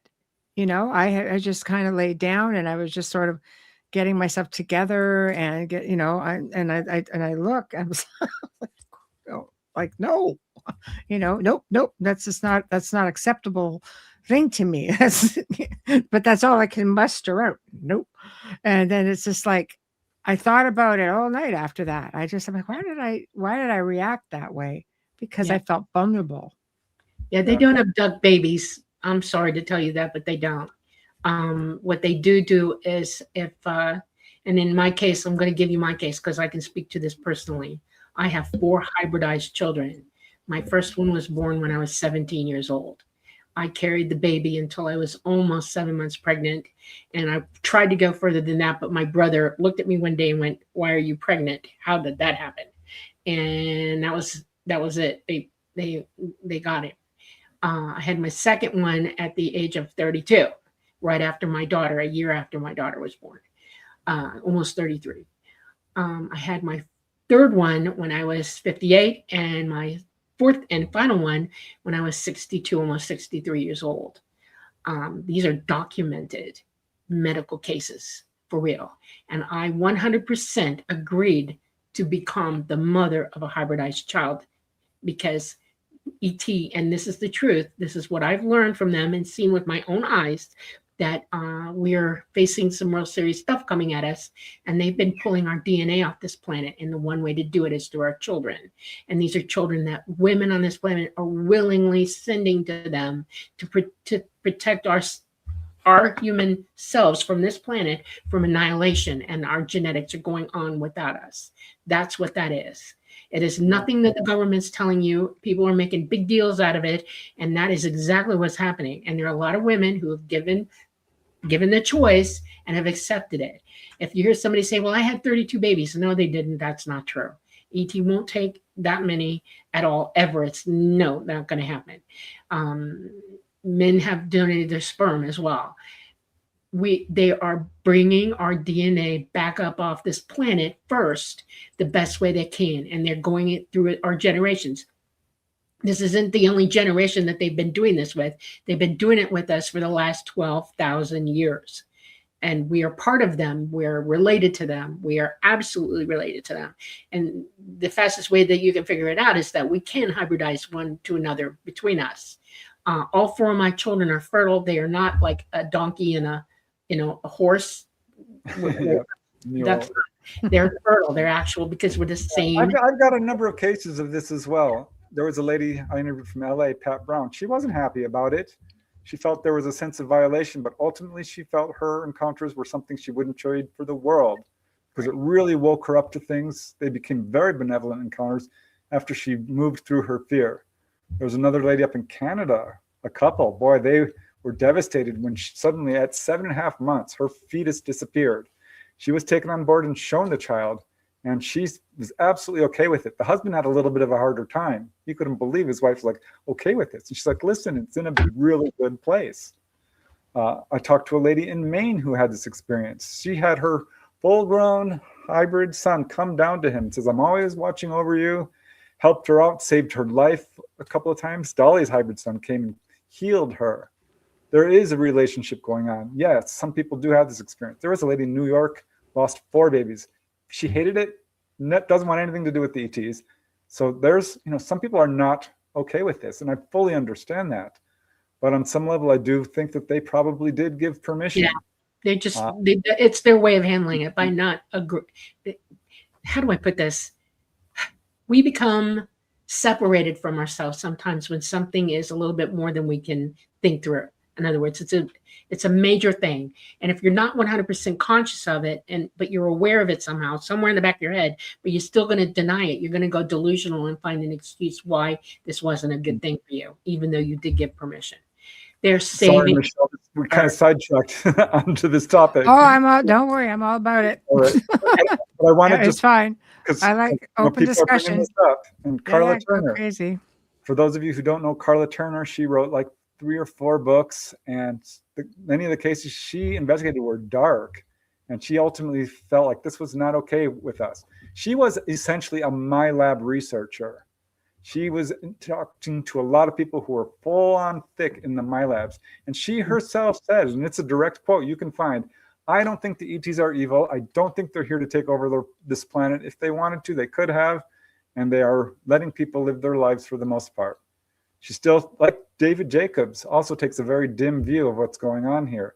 Right. But yeah, that's why I think that she ultimately kind of got a skewed perspective of what's going on, because she was dealing with people who started out having good experiences, but got pulled into these MyLab programs, Right. which makes it all not okay. Right. And it all goes to what I keep saying all along from the very beginning of the show is the governments are running the narrative. They are wielding a narrative that ETs are bad and that they're going to attack us. ETs are not here right now. They've been gone since 2022. Anything you see in the sky now, that's not them. It's us, the back engineered stuff. They're going to terrify you more and more and more every day over all this stuff. And y'all are buying it. Don't. Most people can honestly tell you that when they look up in the sky and they see something, if it doesn't come down close enough to identify itself, and you don't have 5 people going, "I just heard this word," and everybody write the word down, and that's a contact. Nobody's doing that anymore. Nobody's being able to verify ET contact anymore right now. It's all the government. So y'all need to start thinking about who's telling the truth and who's not, who's lying. And I guarantee you, the government has told not the truth all this time. So what makes you think they're going to start telling the truth now? They're just running a narrative on you, and they're only giving you what they want you to know, and they're twisting your minds over it. Don't let them. Enough said. Yeah, I mean, I would never in a million years gaslight someone who's had negative encounters. If that's the way you feel, I would absolutely be happy to talk to you and let's figure this out. Because everyone's experiences are their experiences, and you know more about them than anyone else. So that's another thing that bothers me is when some people come up and say, "Oh, it's all this." I'm like, well, hold on a second. You didn't have that experience. This was this person's experience. It's not your job to interpret it. Yeah. Those are chickens in the playpen, by the way. Baby chickens. We have latecomers. They don't know. Those are baby chickens. Okay. Yeah, and as far as people who've gone missing, well, we don't know where they are, do we? So we don't know if ETs took them or not. I've got a lot to say about that, but let's see if we can find some more questions here. Okay, because here's one from Shelley. Preston, Dolly, I keep asking if anyone has heard of boundary walkers. Have you heard of boundary walkers, Michelle? Well, I mean, what, in the traditional sense, are we talking, I mean, boundary walkers are people who tend to bridge the gap of something, isn't it? So Yeah, is it a specific boundary walker, or because other than that, no. I've never heard that term. Yeah. No, So I couldn't tell you, but it sounds you made it up. It's not real. Okay. yeah. I mean, those are like people who walk the line, right? Bridging gaps between subject matter or beliefs. Beyond that, in a way, we're kind of all boundary walkers, aren't we? Yeah. Yeah, I think so. If we look at it that way. Here's one from Owl Man. This is for you, Michelle. Is that a Bigfoot behind you? That little guy. Yes. He's a stuffed Sasquatch. And believe it or not, my parents are deceased, but my father bought this for me on his own, which was a big deal. Going back, I mean, 25 years ago, 30 years ago. Wow. Is that a high chair? Problem? No. Is it a high chair? What is that? No. He's actually sitting in front of a life coat from the Queen Mary. Oh, which is on one of my antique church chairs. Yeah. okay. So, All right. yeah, Wow. yeah. So, but I dug him out the other day, and having lost my father a couple years ago, I was kind of like, oh yeah, so yeah, he did. He went out of his way, saw it, and I had to have it. So, yeah. So it is. That's Well, lovely. Yeah. here's an interesting question I've never heard. Thanks, Mel. Are ETs left or right-handed mostly? Yeah. Left-handed. You're kidding. No. Oh, that's weird. I don't know why that would be weird, but No, humanity's supposed to be developing into that because, the hemispheres of your brain, you're either very logical, or artistic or whatever. And left-handers tend to be very, they're graphically and artistically oriented. They're logical. They tend to do numbers really well. Mathematics is easy for left-handers. Music is all the arts and math is all in the right hemisphere. And then everything else is in the left. Language is in the left, things like that. And ETs are more mathematical than anything in it. You overdevelop a hemisphere, and that's what's going to happen is everybody starts to be born left-handed. So, yep. we should all be ambidextrous. Huh? We should all be ambidextrous.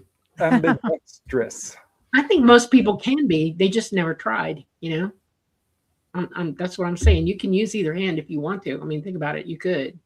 People, permanently break the right hand and they have to go to the left hand or they lose the right hand and they start right and left-handed and they do really good at it. So I think that went through, Wow. All right. Let's see. What else do we have here? Leah Omega. Michelle, can you help people find good land, please?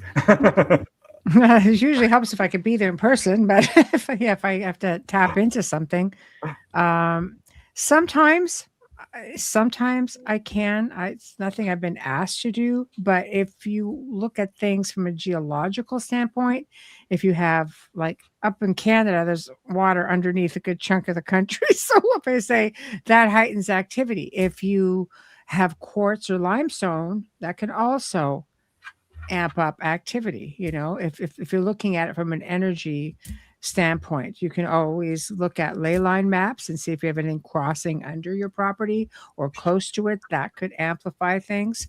Good old-fashioned research can most certainly help you, probably better than I could on that. But if you're on bad land and you have a problem, then you can always call me. What was that? Yep. Spider-Man just fell off the back bookshelf. Uh-oh. All right. I guess there's a spook in here. Uh-oh. I've never had that happen. Where's the dog? Nowhere near. She's over there on the rug. Uh-oh. You're in trouble. All right. Did you hear that? I'm like, whoa. Okay. That startled me. Sorry. Oh, thanks, Starseed Essence. Very nice of you. Really appreciate it. Okay. We kind of already answered this question. What do you guys think of the recent Trump dumps? I haven't looked through all the files. Some I understand are pretty interesting, but I'm wary of diving into this that's coming from the intelligence agencies who I don't trust. I don't trust them. It's too little too late. Sorry. Give me the Roswell craft. Give me the bodies. Admit to the Capitol flyover. Admit to the Malmstrom case of 1967, where they shut off our nuclear-tipped missiles. Admit to a bunch of these cases, and then we'll talk. But stop with this ridiculous stuff. I don't know. Yeah. That's what I think of it. Take it with a grain of salt. Somebody actually went to the trouble of designing a website where all of the dumps, as we say, have been put in. It's on like one place. So you could just sort of put in what you want to see and you can bring it up. It's a little bit more user-friendly, apparently, than the actual website. So there are people who are really taking it seriously. Like they're really questioning things and they want to see it at a glance, like a one-stop shop. Winnie. Hi, Wayne. Howdy. Dunstall's asking me, did I ever go to Mars? No, I never did. I went to the moon. That's as far. And I went with Dolly. She dragged me out into the Kuiper belt, the asteroid belt. That was very cool. That's about as far out in terms of out of body space, in terms of the third dimension I've been. I'd like to go to another planet. I just haven't done it. Never been to Mars. I'll have to go. Have you been to Mars out of body, Dolly? No, actually, no. I don't want to go to Mars. I was told not to when I was young because I talked about it openly, and they said, no, don't go there. And they said because the energy there is wide open, and there's a lot of disruptive stuff around that place, and they told me don't go. And I said, so okay, fine, When we astral travel, when we go out of body, we are like, you wouldn't go to the sun. Trust me, you couldn't make it to the sun if you tried. You couldn't go sit on the sun or nothing, because it would jerk you back to your body so fast you wouldn't know what hit you, because the energy there is so intense it would send you home. Well, Mars is kind of like that too, because there's no magnetic sphere. It's wide open to gamma radiation, and it's just not a real healthy place to go visit, even OBE. So. What affects us, funny thing about dimensional spaces, people talk about dimensional rifts. If you explode an atomic bomb in New Jersey, every dimension in New Jersey, all the way through to the 5th, 6th, and probably the 7th, depending on the type of bomb, and the explosion type, will rip dimensionally through into those dimensions as well. When they know one's coming, they evacuate the area that the bomb is going to be in, because it affects them. So imagine all these beings, dimensional beings in other dimensions, having to vacate because we're dummies. Literally. Ask a physicist if that's possible. They will tell you yes. And it is true. It does happen. That's one of the reasons they don't want us using nuclear power, because we're idiots and we keep causing damage, dimensional damage, wherever we're at. And it's whatever dimensional space you're in on the planet. If you set a bomb off in New Jersey, you set one off in California, every dimensional space in those two cities is going to go. And it's bad. It's very bad. It's unhealthy for everybody. They don't know what they're doing. It's stupid. All right. Tell it like it is, Dolly. Don't hold back. I just want to apologize to Mel that I had to give you a timeout, because we need to be polite if we're here in chat. So that's just kind of the rule. We love everybody, but if you're going to be that way, you're going to get a timeout. All right. Let's see here. I saw a question that I wanted. This is from Raya F. All right, Michelle, this is kind of up your alley. Who are the house spirits? Do you believe in them? Like a housefly? Like a house spirit. I've lived in 3 houses that were full of activity. The one house I lived in, the manor house, when I say house spirits, they were, people who used to own the property for like the prior 100+ years before that. Not that they were stuck by anything like that. The house was built for her, and she came around after the fact, and all of them, renovations weren't even done to the house unless the spirits were consulted, almost like having a family meeting, and they would help and, show us what, like, look, there was a door here one time, which was now a wall. And when you opened it up, which taking a big chance, plaster laugh, you're thinking, we're going to really bust through this wall right now. And we busted through the wall, and there was this beautiful ornate door, just including them. So, I've been around spirit people, my whole life, and have no problem with them. In fact, this house, someone passed away in it, and not here. And she was very lovely from what I understand. So if she was, it wouldn't be an issue. But I've lived with malevolent things as well. So definitely believe in them. Yeah. I'm go out of, we live not too far from a graveyard. It seems like every time I go OBE, there's some darn person wandering around the house. And I kind of don't blame the graveyard as much as I blame Dolly, in a very nice way, because she's a medium, and we all know mediums put out this light. Yeah, Draws spirits like flame, moths to flames. it's true. It's So- true. Somebody who's going to Animals, recognize me. babies, and spirits. Yes, I know. All right, this is a Yeah. great question from Texas Cacti for you, Michelle. I've never even considered this. Have you ever dealt with the consciousness of the house itself? Yes, 2 different occasions. I've traveled extensively throughout my life, different parts of the world, and sometimes just by putting your hands on the stone, which holds on to memory, you could feel that energy source.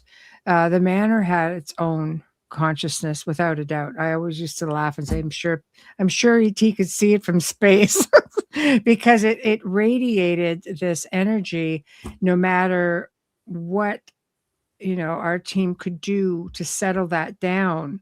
It just never lasted very long. It was just a powerful energy in its own right. And the house I grew up in was much the same.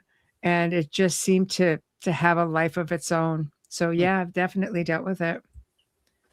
Yeah, I think there's a lot of different causes for hauntings.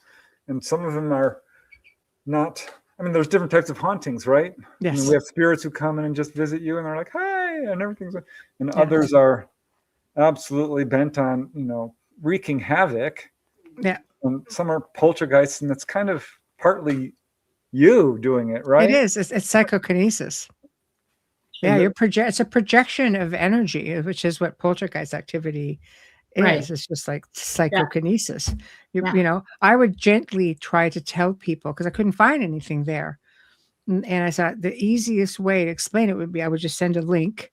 I said, I'd like you to read something, and if it resonates, let me know. We can talk about it. And people would be just like, I'm glad you sent me the link, because, a psychologist is going to explain it better than I could explain it, for example, right? But realistically, you get some spirits, like I call them drive-bys. They come in, they come out. Sometimes it's you. Sometimes there's just something about you that entices them, that, maybe you remind them of someone. I've used to do many tours, walking tours, and I had somebody message me one time. She goes, does the name so-and-so mean anything? I'm like, maybe. Well, it was a spirit on our tour, but I'm like, there was something about this woman that this little child related to. She said, just tell her to come home. It's okay. She was just curious about you. People don't realize they're still people without bodies, but they're still people. Yeah. There was a ghost case I investigated where the ghost was attracted to young, handsome blonde men. They were the ones who would always activate the spirit. Nice. It happens. My aunt lived in a house that was haunted. Haunted by this man. He killed himself in the attic young, and so he was a doctor. And he did it, and I think it was a really old house. It was like in 1889 or 1890, somewhere around. This is how old this house was. And when we were moving from Columbus to Atlanta, we had to stay with my aunt overnight, okay? Because it was so late, we didn't want to get on the road that late, and the truck wouldn't be at the other house yet till the next day, so we'd spend the night with her. And I was up in my cousin's room in the attic. She had a bedroom in there, and there was a wall with a door into the other part of the attic. And when I got in the room, she was gone. She was away somewhere at some friend's house. My mom and dad were in the den on the sofa couch. My brother was in the living room on the couch, and my aunt and uncle were in their bed. And all of a sudden, the room got really, really, really cold. And I'm like, because I knew he was there. And I kept thinking, just get thee away from me. I will have nothing to do with you. Get away. And I went to sleep. Well, it wasn't an hour or two later that in the middle of the night, we all hear, get the hell out of my house. Big man's booming voice. My brother fell off the couch. We heard him slam into everything in the living room, make it to the den, go through to get to the door to go outside. Went to the car. We heard the door slam shut, and then dead silence. My brother thought it was after him because it was in the living room that he said it. My brother said he saw him. He's screaming out of my house. And I never told my brother, and he's probably listening to me from the beyond right now. It was my fault because I pissed it off. And I didn't ghosts sometimes. I won't have any. I'll go in a house. I know it's haunted. It's probably malevolent, and I'll just back off, dude. You don't want to play with me. Mhm. Back off. Take a Yeah, hike. yeah. And it would piss them the hell off. And the people who I stayed with or went to visit will tell me that it was active from that moment for like a week afterwards, just throwing stuff around, getting mad, slamming doors. Now you put him in his place. Yeah. Michelle, have you ever contacted what Yeah. would be perceived or labeled as a non-human spirit? No, maybe Many an animal times. ghost or Yeah, I work demonic? primarily with those. Yeah, So absolutely. what are they? Just I mean, they could be, some people will classify them as dark spirits or demons? demonic, dark Yeah. spirits, shadow people. Um, I really work with the belief system of the family, right? And I try to work with the faith of the family, and a lot of times it's also self-projection. Poltergeist activity is more common than people think. And women going through menopause or kids going through puberty tend to project energy a lot. And Yeah. that's why in those type of situations, you just have to work with educating people. And it's hard because you have to ask all the hard questions. It's not just like, grandma in the corner kind of thing, like those, the people get genuinely afraid. I get called in to try to figure out what is it, what's leading you to believe that this is happening to you. Right. So Well, there's some people who are really deeply fundamentally religious think that every single ghost, even if it's your grandma, is not okay. It's demonic. Oh. Yeah. Well, right now that's even a big thing with extraterrestrial. They have what's called the phenomena, and they believe that it's all demonic entities, that it's not. It's not extraterrestrial at all. Like you just see this constantly going back and forth, and there's heavy research going into it where even government officials are calling it the phenomenon, and this is where a lot of where they're leaning to. So it's just we're going to be getting a lot of this blue beam stuff. I think on different Well, levels. we're nearly at the end here. I just have one quick question. Mm-hmm. What do you think of the idea of residual hauntings? Not spirits at all, just kind of the I don't know, the energy of the house. Is that like a thing? Yeah, it happens all the time. Sometimes they'll call them like replays, like like a tape effect, things that just keep replaying, like a recording. How do you deal with that? I mean, is there a way to clean that up? You just clear the energy. It's all you can do because it doesn't technically exist. But then I've had things like phantom sounds where I've done recordings, like for example, on a carpet, and one of my recordings was like chains dragging across a hardwood floor. Oh, that's nice. On a nice thick carpeting. I know. And, things like that. It's just, there's all kinds of different things. I think that energy and sound imprints in time. If you get into an argument with your significant other and you walk away and you come back into that room later and you wonder why you're feeling a bit of angst, it's the same idea. Like sometimes it gets trapped. Sometimes it gets trapped in the stone. You look up even Jim Morrison on the theories he was working at his apartment in Paris, and you'll see all of the resonance. The work that he did in creating recordings right now is being held in a museum in Paris. They won't release it because it's like sounds and acoustics they've never heard. Okay, can you answer this question in like 30 seconds? All right. I've heard you talking about how you deal with malevolent spirits, your love and humor, and your vast experience. How can I, with no experience, keep myself safe as I begin opening up? With my love and humor. I was taught throughout my life from my grandfather, actually, from a young age, to not show fear. You can fear, of course, because look, we talked about that even with my experience in seeing the gray the one time. But you have to react, or don't react. Don't give it to them. Don't give up your power. And I learned that when I was about 14, and it stayed with me.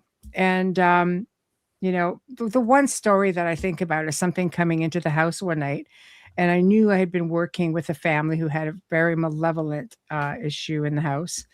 And I came downstairs. I woke up because I felt something come in, and something was sitting. We had this big leather recliner. So that term darker than dark, it really is a thing. And anyway, I just came down and I heard like a like a grunting, growling, like a like, you know, and I just sat down and my heart's racing, but I just kind of stood up and said, don't let the door hit you on the way out. And I turned around, got up and went back upstairs to bed. And right behind me, I could hear this like a large popping sound, like a just like, but magnified. And then I thought to myself, I'm like, Suck the life out of it, didn't it? Yeah. I know. Yeah, you know, The basic first words you tell anything malevolent, no, and mean it with power, with your whole being, no.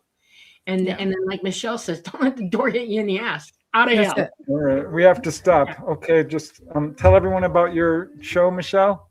Well, we have The Outer Realm on Wednesdays at 9 p.m. Eastern Time, Thursdays at 8 p.m. Eastern Time. Beyond the Outer Realm is Tuesdays at 2 p.m. Eastern Time. Very cool. That's yeah, quick. And look into the show notes, and you can get links to all of that. All right, thank you, Michelle. This has been awesome. We're always a running pleasure with you overtime. both. No problem. Huge thanks to all of you out there. Thanks so much for joining us. We really appreciate it. You guys were able to donate. Namaste. Special thanks to you, Starseed Media. We absolutely adore that you are able to help us out. So thank you, thank you. But yeah, huge thanks to all of you guys. We love you all so much. Take us out, Dolly. Right. Thanks for visiting us today. Remember, everything you do, you have the power to do it yourself. Absolutely. Always remember that and be positive about it. Thank you for joining us on the Light Gate. We're coming to you live from the beautiful city of New Orleans in Louisiana at the United Public Radio Network at 107.7 FM and the UFO Paranormal Radio Network at 105.3 FM on the Gulf Coast. We're on Facebook, we're on Roku, we're on Rumble, and we're on YouTube. Everybody go have a great week, and we will see you next Monday night. Night, night. We love you.